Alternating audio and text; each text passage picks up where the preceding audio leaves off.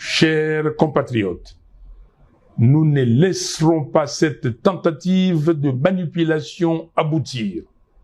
En ce temps de crise, il n'y a ni nécessité, ni opportunité pour un tel projet.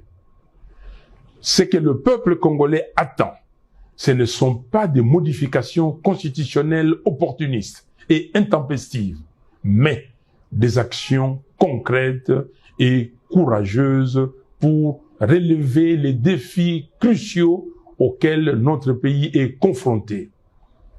Ce n'est pas la Constitution qui empêche le régime d'honorer toutes les promesses fallacieuses qu'il a faites au peuple. La Constitution n'empêche pas de doter nos forces armées de moyens efficaces. La Constitution n'empêche personne de libérer les 130 territoires. La Constitution ne donne pas non plus les droits de dilapider les deniers publics. Un régime incompétent peut changer la Constitution 100 fois. Les mêmes mots produiront les mêmes effets. Il y a problème d'hommes, pas de texte. Nos efforts doivent être concentrés sur 4 priorités. Restaurer l'intégrité territoriale. Mettre un terme à la guerre menée par le M23 et les forces étrangères afin de libérer nos terres et de restaurer la souveraineté nationale. Mettre fin à la prédation des ressources publiques.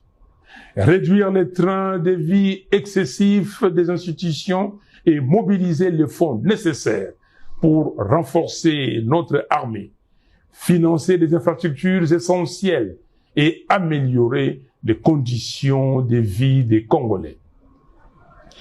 Construire un véritable état des droits, garantir le respect des droits humains, la justice et l'équité pour tous. Préparer des réformes institutionnelles ambitieuses, réviser la loi électorale, restructurer la commission électorale et la Cour constitutionnelle, afin de créer les bases d'élections véritablement transparentes, crédibles et apaisées. Voilà pourquoi, chers compatriotes, je réitère mon appel à nos pères spirituels pour réunir, dans le cadre du processus de Kinshasa, toutes les parties prenantes autour du thème vérité, réconciliation, cohésion nationale, afin d'œuvrer pour un Congo libre, fort, digne et prospère. Nous appelons la SADC, l'Union africaine et les Nations unies à soutenir le processus de Kinshasa pour faire avancer celui de Luanda. J'exige la libération de Jamal Kabound, Seth Kikouni, Mike Mukebai, Jackie Ndala, du député provincial Alain Siwako, du député honoraire Jean-Paul Ngangondi, des militants pro-démocratie, Delgate Idengo, Mwamicho Ndungo King, Fiston Isambiro, Jimmy Nziali, Zarko Sefo, des 3 membres de l'ESID et de tous les autres prisonniers d'opinion. Le régime doit cesser les intimidations et les arrestations arbitraires. Peuple congolais, comme en janvier 2015, mobilisons-nous pour dire non au changement de la Constitution, non à la présidence à vie en RDC.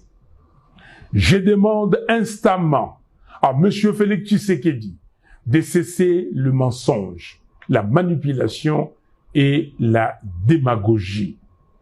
Congolaises et Congolais, très chers compatriotes, en ce 30 décembre 2024, je tiens à vous adresser mes vœux le plus sincères de paix, de bonheur et de prospérité pour l'année 2025. Que Dieu bénisse chacun de vous, qu'il illumine le Congo de sa lumière pour que nous retrouvions enfin la paix, la sécurité et la dignité.